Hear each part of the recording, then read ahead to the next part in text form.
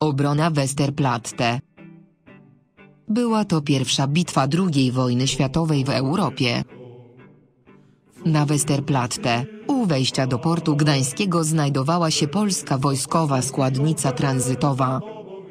Był to symbol polskości w wolnym mieście Gdańsku. Prawo do utrzymania straży wojskowej na Półwyspie przyznała Polsce Liga Narodów.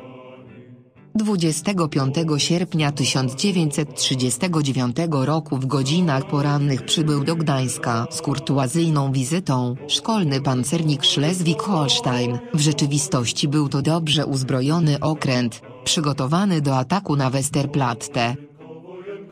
O godzinie 4:30 rano 1 września niemiecki pancernik Schleswig-Holstein odcumował od nabrzeża i ruszył w stronę zakola kanału portowego, zwanego Zakrętem Pięciu Gwizdków. Powoli zaczął zbliżać się do Westerplatte. W kwadrans później działa okrętu otworzyły ogień i do szturmu na wojskową składnicę tranzytową ruszyło ponad 3000 niemieckich żołnierzy z morza, lądu i powietrza. O godzinie 4:45 rozpoczęła się II wojna światowa. Załogą Westerplatte był jeden oddział wartowniczy składający się ze 182 ludzi.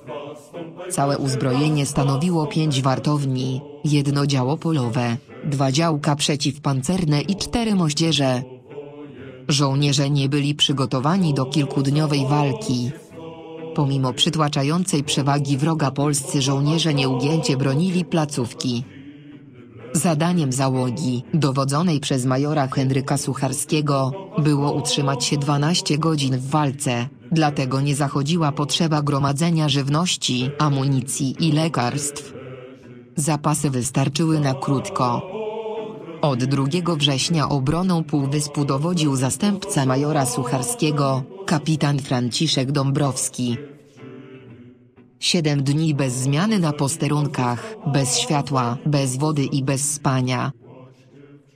W nocy o spaniu nie było mowy, bo Niemcy podkradali się pod polskie placówki i trzeba było czuwać ze zwiększoną uwagą. Nadzieja na pomoc trwała 12 godzin, a potem następne 12 godzin. Drugiego dnia, po bombardowaniu lotniczym zrodziła się desperacja.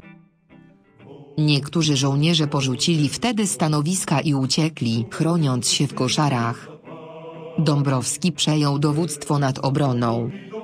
Prawdopodobnie kilku żołnierzy odmówiło powrotu na pozycje obronne i zostało zastrzelonych za niesubordynację.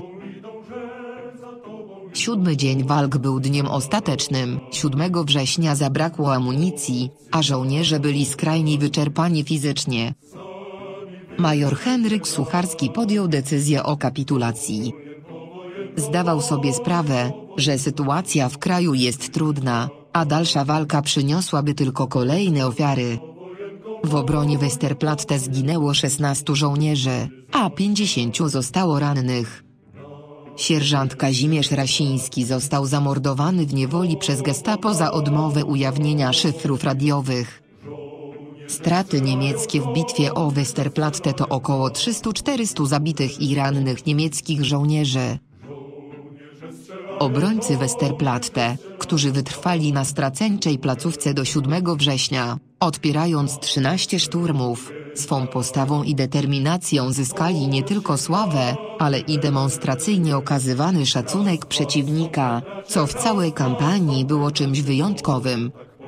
Niemcy nazywali nawet Westerplatte Małym Werde, co miało obrazować furię natarcia ich żołnierzy na placówkę. W 1966 roku na Półwyspie odsłonięto 25-metrowy pomnik obrońców Wybrzeża. 1 września 1971 roku na cmentarzu złożono prochy dowódcy składnicy majora Henryka Sucharskiego, sprowadzone z Włoch.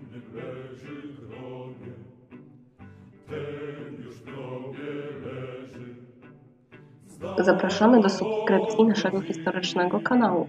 Kliknij na czarną ikonkę Pro Patria Poland Team i subskrybuj. Dziękujemy i do zobaczenia.